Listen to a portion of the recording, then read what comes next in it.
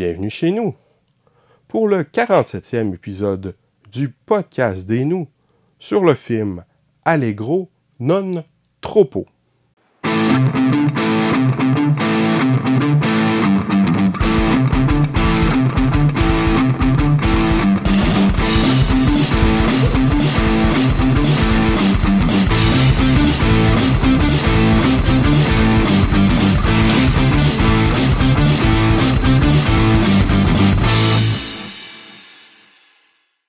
Voici maintenant la chronique culturelle, parce que nous autres, on est culturés, man.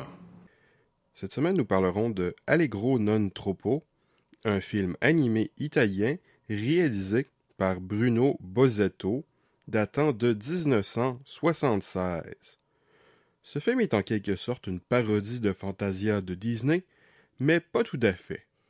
Comme son prédécesseur, c'est une succession de séquences animées au rythme d'une sélection de morceaux de musique classique, avec entre les segments animés des passages en prise de vue réelle où l'on voit l'orchestre. Si dans Fantasia, les passages en prise de vue réelle ont une réalisation assez classique, soulignant un peu la haute classe de la musique, ici ceux-ci sont clairement de la comédie, avec un humour assez bon enfant, avec un orchestre de dames âgées, le producteur et le chef d'orchestre étant très matérialistes, et avec un seul animateur pour faire tout le film. Je ne crois pas que le film ait pu être animé par une seule personne, mais les passages sont assez amusants et donnent peut-être un peu le ton du film, mais pas tout à fait. Si les passages animés sont assez différents de ceux offerts par Disney, beaucoup moins classiques, plus cartoon, ils ne sont pas nécessairement tous humoristiques.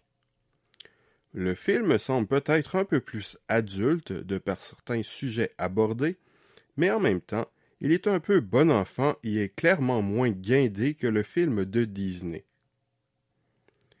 Si le film est assez différent au final de Fantasia, il est difficile de ne pas faire le lien, puisque c'est clairement le point de départ du projet, et que ce dernier est d'ailleurs cité directement par Allegro non troppo.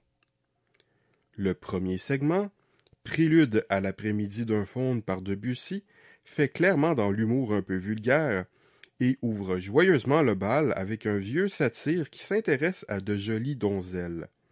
Malgré un caractère design très cartoon, le segment suivant, Danse slave numéro 7, opus 46, d'Antonin Dvorak, est déjà un peu plus sérieux, moins narratif et il me semble moins mémorable.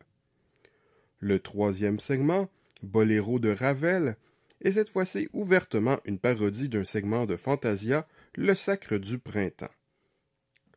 C'est étrangement bien peu humoristique pour une parodie, malgré l'esthétique cartoon des dinosaures, surtout en comparaison avec le style assez réaliste de la version Disney. C'est presque plus une citation qu'autre chose. Je dois avouer que rendu à ce segment, mon intérêt allait clairement en s'amenuisant. Malgré que ce soit assez bien, peut-être juste un peu trop long. La valse triste de Jean Sibelius qui suit contraste encore plus avec ce que le film nous a présenté jusque-là, avec un style visuel très différent et un thème plus triste.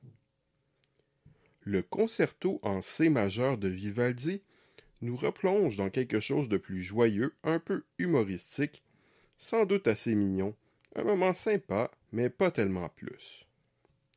Puis surgit l'Oiseau de feu de Stravinsky, un délicieux segment très amusant sur le serpent et la pomme offerte à Adam et Ève, et tout se termine avec un épilogue un peu foufou qui balance n'importe quoi à l'écran sur divers petits morceaux. Bien que le film souffre un peu de son inégalité et de sa un peu trop grande alternance de tons, ça reste un très bon film qui nous propose de merveilleuses petites animations fort bien faites sur des classiques de la musique classique que je vous recommande plutôt de voir, mais préférablement dans un moment où vous n'êtes pas trop fatigué, comme moi quand j'ai vu ce film. Ce n'est pas un chef-d'œuvre parfait, mais ça reste un film qui se démarque, un classique de l'animation qui devrait être plus vu. Je lui donnerai donc la note de 4. Pour ceux qui se souviennent de mes notes, qui sont sur 5, je donne 5 à un chef-d'œuvre, 4 à une œuvre qui se démarque particulièrement, c'est qui est le cas de ce film, 3 à un divertissement honnête, 2 à une œuvre moyenne, 1 à une œuvre mauvaise et 0 à une nullité absolue. C'est un film qui est vraiment très bien. Au revoir et à bientôt.